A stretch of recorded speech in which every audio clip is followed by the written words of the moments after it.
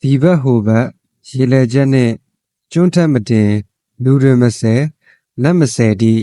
ဝဲဝဲမမြုပ်ဆွေးမပုတ်တော်သမုတ်ပင်လည်းရောက်လိမ့်သည်တစ်ဒီဘက်ကန်းတင်အတွင်အာရဏ6ပါးမျက်စိနားနှာရှာကိုယ်စိတ်မှာလောဘဒေါသမောဟဖြစ်နေခြင်းနှစ်ဟိုဘက်ကန်းတင်အပြင်အာရဏ6ပါးအစင်အတန်အနံ့အရသာတွေးတောကြံစီစိတ်မှာလောဘဒေါသမောဟဖြစ်နေခြင်းသုံးရေလယ်နှင့်နန္ဒီရာကလောဘပိုင်ဆိုင်ပတ်သက်သမျှဆွဲလန်းမမောခြင်းလေးကျွန်းတောင်တင်မာနနှိုင်းရှင်ခြင်းဖြစ်နေခြင်းငါလူတွင်ဆဲလူတွေနဲ့ရောနောနောနေတဲ့ယဟန်လူချင်းကူးဆက်လူမှုရေးကိစ္စများနေခြင်းလူပုဂ္ဂိုလ်6နတ်ဆယ်နတ်မြမာအဖြစ်ကိုရည်မှန်းပြီးမြတ်တဲ့အကျင့်လုပ်နေခြင်း9ဝဲဝဲမြုပ်ကာမဂုဏ်အာယုံ5ပါးတဏှာမှာနှိမ့်မြုပ်နေခြင်းကာမသည်ပြည့်သည်မရှိ10ဆွေးပုတ်သီလမလုံသောဒုသီလယဟန်ဖြစ်နေခြင်းသီလမလုံသောလူပုဂ္ဂိုလ်အခါတစ်ပါးမြတ်စွာဘုရားရှင်သည်ကောသပြည်ဂင်းငါမြကံဘေးတစ်ဖက်တောအုပ်ကြီးတွင်ကြီးမားသောသစ်ပင်ကြီးတစ်ပင်ခြေရင်း၌ဂင်းငါမြစ်သို့မျက်နှာမူလျက်တစ်ဖက်တစ်ချက်စီတွင်တန်ဃာတော်အပေါင်းချမ်းရန်ကသတင်းသုံးတော်မူလျက်ရှိသည်ထိုအချိန်တွင်ဂင်းငါမြစ်ရေစီးတွင်ရောပါလာသောတစ်တုံးကိုတန်ဃာတော်တို့အားညွှန်ပြလျက်အောက်ပါတရားတော်မြတ်ကိုဟောကြားတော်မူခဲ့ပါသည်ဂင်းငါမြစ်ကြီးသည်သမုဒ္ဒရာသို့ဥတီစီးဆင်းနေသလိုချက်သားတို့တရဏ၌ရှိသောတမ္မာဒိဋ္ဌိသည်နိဗ္ဗာန်ကိုဥတီနေပေသည်ဂင်းငါမြစ်ပေါ်စီးဆင်းနေသောတစ်တုံးသည်တစ်ချိန်ချိန်မှာသမုဒ္ဒရာသို့တေချာပေါက်ရောက်လိမ့်မည်ချက်သားတို့သည်လည်းဂင်းငါမြစ်ဒီဟုသောတမ္မာဒိဋ္ဌိပေါ်မှာပွားများခြင်းပြုမယ်ဆိုရင်နိဗ္ဗာန်သို့တေချာပေါက်ရောက်လိမ့်မယ်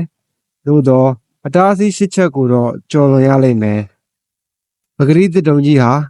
တစ်ဒီဘက်ကမ်းမှာတင်မနေခဲ့ဘူးဆိုရင်နှစ်ဟိုဘက်ကမ်းမှာတင်မနေခဲ့ဘူးဆိုရင်သုံးရေလယ်မှာမြုပ်မသွားခဲ့ဘူးဆိုရင်လေးကျွန်းထက်မှာတင်မနေခဲ့ဘူးဆိုရင်ငါလူတွေဆယ်ယူခြင်းမပြုခဲ့ဘူးဆိုရင်6နတ်တွေဆယ်ယူခြင်းမပြုခဲ့ဘူးဆိုရင်9ဝဲတွင်မမြုပ်ခဲ့ဘူးဆိုရင်10အတွင်းကဆွေးပြီးပုတ်မသွားခဲ့ဘူးဆိုရင်တစ်တုံးကြီးဟာတစ်ချိန်ချိန်မှာသမုဒ္ဒရာသို့ရောက်ရှိမှာဖြစ်တယ်ချက်သားတို့ဒီဘက်ကမ်းမှာတင်ဆက်ဆိုတာကတော့ဒီဘက်ကမ်းဤဟူသောအတွင်းအာရဏ6ပါးမျက်စိနားနှာရှာကိုယ်စိတ်အပေါ်မှာတင်ခြင်းဆိုတဲ့လိုချင်မမောမှုလောဘမကျေနပ်မှုဒေါသဖြစ်နေခြင်းမှာပဲကိုယ်အကြောင်းကိုစဉ်းစားကျဉ်းနေခြင်းစိုးရိမ်နေခြင်းကြောင့်နိဗ္ဗာန်သို့မရောက်နိုင်ပါဟိုဘက်ကမ်းမှာတင်တယ်ဆိုတာကတော့ဟိုဘက်ကမ်းဆိုတဲ့အပြင်အာရဏ6ပါးအစင်အတန်အနံ့အရသာအတွေ့အထိအတွေးကြံပေါ်မှာတင်ခြင်းဆိုတဲ့လောဘဖြစ်ခြင်းဒေါသဖြစ်နေခြင်းမှာပဲသူတစ်ပါးရဲ့အကြောင်းစဉ်းစားပြီးကျဉ်းနဲ့မကျဉ်းနဲ့ဖြစ်နေခြင်းကြောင့်လည်းနိဗ္ဗာန်သို့မရောက်နိုင်ပါရေလေချက်မှာနှိမ့်မြုပ်တယ်ဆိုတာကတော့နန္ဒီရာဂဆိုတဲ့ဆွဲမှတ်ခြင်းရာဂတရားပဲဖြစ်တယ်မိမိပိုင်ဆိုင်ပတ်သက်သမျှတွေနဲ့လူချင်းမတ်မောဆွဲလန်းအချိန်ကုန်နေခြင်းမှာပဲဆွဲလန်းမှုအားကြီးရင်အပယ်မှာနှစ်ချိန်ကြာပြီးနိဗ္ဗာန်နဲ့ဝေးသွားရမည်တောင်ကျွန်းထက်တင်တယ်ဆိုတာကတော့ငါတကားလို့ထောင်လွှားသောမာနတရားဖြစ်နေခြင်းမှာပဲထောင်လွှားခြင်းမာနဖြစ်နေရင်အသိဉာဏ်ဝင်ဖို့အတွက်တကားပေါက်ကိုအသေးပိတ်ထားလိုက်သလိုနိဗ္ဗာန်ရောက်ဖို့အတားအဆီးဖြစ်နေပါပြီလူဆယ်ခံရတယ်ဆိုတာကတော့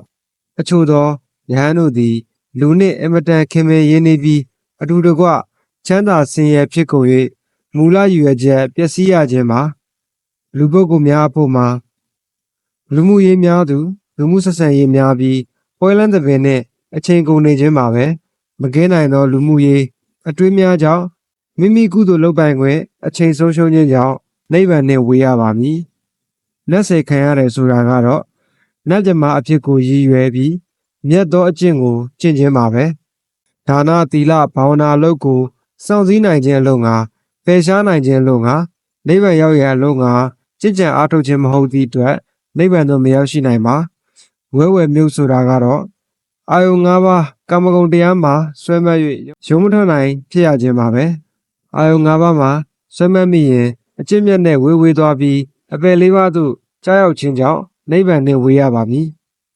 အတွင်းမှာဆွေးပုတ်သွားတယ်ဆိုတာကတော့အချို့သောယဟန်တို့သည်သီလမစင်ကြယ်ခြင်းပေသည်လူပုဂ္ဂိုလ်တွေမှာလည်းသီလမပြည့်စုံခြင်းသီလမရှိခြင်းသီလပျက်စီးခြင်းတို့ကြောင့်နိဗ္ဗာန်နှင့်ဝေးရပါလိမ့်မည်သစ္စာရွှေစီဆရာတော်ဤနိဗ္ဗာန်ခရီးနှင့်အတားအဆီးများတရားတော်မှာကောက်နှုတ်ပူဇော်ပါသည်